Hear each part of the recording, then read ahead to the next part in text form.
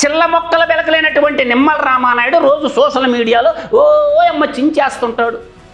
రమ్మని చెప్పు, నీ బడ్జెట్ ఎంత, నియోజకవర్గాలుగా మాకెంత, మా ఉదయగిరి నియోజకవర్గానికి నీ బడ్జెట్లో నువ్వు ఇచ్చిన డబ్బులు ఎన్ని? అసలు డిపిఆర్లు ఉన్నాయా నీ దగ్గర? నీ దగ్గర సోమశిల ఎస్సీ గారు డిపిఆర్లు ఉన్నాయా? అంటే అయినోడికి కంచాలు కానోడికి ఆకుల్లో పెట్టడం అంటా నేను. పోలవరం ఒకటి జాతి ప్రయోజనాలు బహుళార్థక సార్థక ప్రాజెక్టులు విభజన చట్టం ప్రకారం మనం కట్టి కేంద్ర ప్రభుత్వం మనకి ఇవ్వాలా? రాష్ట్ర ప్రభుత్వం ఏమో నిధులు పెట్టే ప్రాజెక్టు కాదు అది. పోలవరం ప్రాజెక్టుకు పూర్తిగా కేంద్ర ప్రభుత్వమే మన పునర్విభజన చట్టం ప్రకారం కట్టి మన జాతికి అంకితం ఇవ్వాల్సినటువంటి ప్రాజెక్టు. రాష్ట్ర ప్రభుత్వం మీద ఏం భారం పడదు కదా. ఇదైతే క్లారిటీ ఉంది కదా మీకు. ఇంకా రెండోది అమరావతి రాజధాని. అమరావతి రాజధానికి రైతులు ఇచ్చినటువంటి 34,000 ఎకరాల భూముల్లో రాజధాని నిర్మాణం చేస్తున్నారు.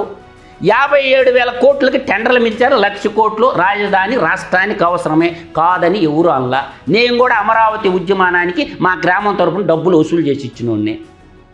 అమరావతి రాజధానితో పాటు నియోజకవర్గాల అభివృద్ధికి సంబంధించినటువంటి ప్రణాళిక ఏందో చెప్పండి.